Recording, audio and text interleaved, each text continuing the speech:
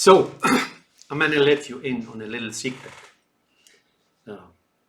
On the previous video, when I was listening to Solveig's or Solveig, I don't know, could be either that Greek, the Scandinavian composer. So sometimes, depending on your mood, it puts me in raptures. Really. Why? Because it's natural, man. I mean, if you listen to certain music, you will see it's a little bit mechanical. I mean, one time I was asked about the difference between Beethoven and Mozart. And I think that was my son who asked me that. He thinks Beethoven is a better composer than Mozart. I disagree. Beethoven got beautiful music, but there's some mechanical composition in his music, while there's exertions, if you will. Oh, he carves, like, I wanna say he carves out of rock, while Mozart fashions a spirit, right? In my belief, I'm a Muslim. The Creator is only God, but He made us in His image, let's put it this way, so we kind of get closer to Him. So one is really making lively music, and one is carving out of granite, let's say, a statue. That's the difference between them. There's something, the secret I want to tell you is this. When Grieg made that music, he didn't just sit down and blast it away.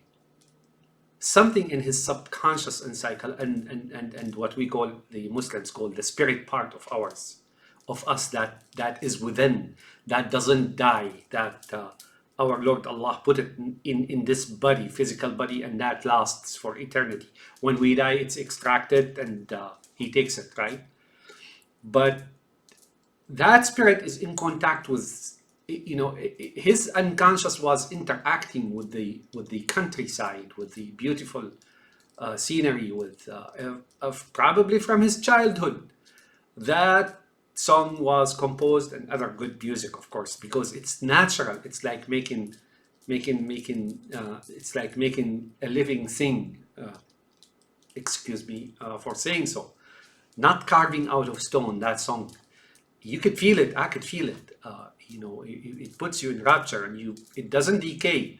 It doesn't go out of. It doesn't have expiration date on it. Some songs they just last. You can listen to them 100 years later, 200 years later, 300, and they will be the same. They will be like gold in the sand. You extract it and brush it, and it shines again. Leave it there for 1,000,000 years and come back and brush it, and it shines again. These things are real, and his spirit conceived that song before he wrote it down. How? Because it lived that land. It loved that place, that nature, those people. And that love by itself produces serenity within the self. I know this, in Islam, in my religion, the serenity and the connection, communion with the divine, and so on. And eventually that spirit of his conceives certain melody, a beautiful melody, if you will. And within, it is there within. We feel it, like we are in elation of nature, of people, of cities, of country, because these physical things are not exactly the only thing that is there. That dimension, there is that other spiritual dimension that is there. And then when we are satisfied to what we are feeling and what we are seeing, that is our unconscious, that's our spirit. Then we begin to sing and begin to be happy, that our inner conscious, and then we begin to produce beautiful things. That song has been written. He wrote it, his spirit wrote it, and then eventually it oozed out of his hand and of his mouth and of his, composition tools, if you will. But yeah, that's what it takes to make beautiful music. You really have to be in a serenity. Your spirit has to be happy. You have to love what you're looking at, and so on. Uh, and uh, and you know that rule I just told you about goes beyond just music. Once you see ugly composition, whether it is writings or whatever it is, that soul, uh, that spirit, that unconscious is troubled. I will tell you about one that's called Karl Marx and Engel or whatever it is. What they produce there is anything but spiritual. They have a troubled soul and troubled mind. Troubled, our conscious, unconscious, our spirit sometimes gets troubled. But when it is beautiful, when you're loving what you're doing, and I'm not talking about perfect human beings as we define angels being perfect, right? No, no, no. I'm not saying that, but we're relaxed, we love, and then the spirit world that exists in that country communicates to us, and then our inner conscious and our spirit communicates with it and interacts with it while we're walking about, and we're probably not feeling it, but how we feel it is that we're settled down, we're in elation. So when we listen to such a music, we're in raptures, we're in love with what we're doing, and we sleep easy, right? And that song is not his work, but it is the country that he lived in. It's the nature that he lived in. Eventually, it's like a recipe that cooks very slowly, that burns, that cooks very slowly, that interacts very slowly, and eventually, at one point, it comes to the forefront, and then he puts it out. It's that simple. That's how we make beautiful music or beautiful other things.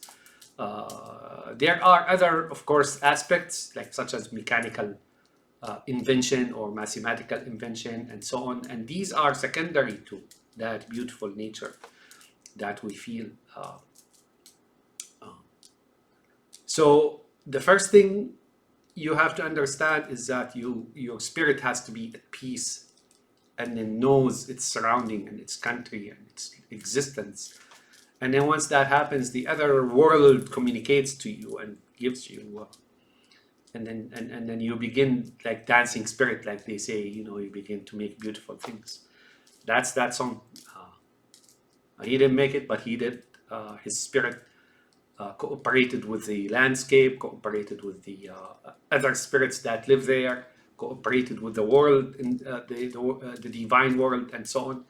Interacted with, and then inspired by it, and so on. So all Scandinavia, all that milieu, all that life that he lived there, all his surroundings, composed that song.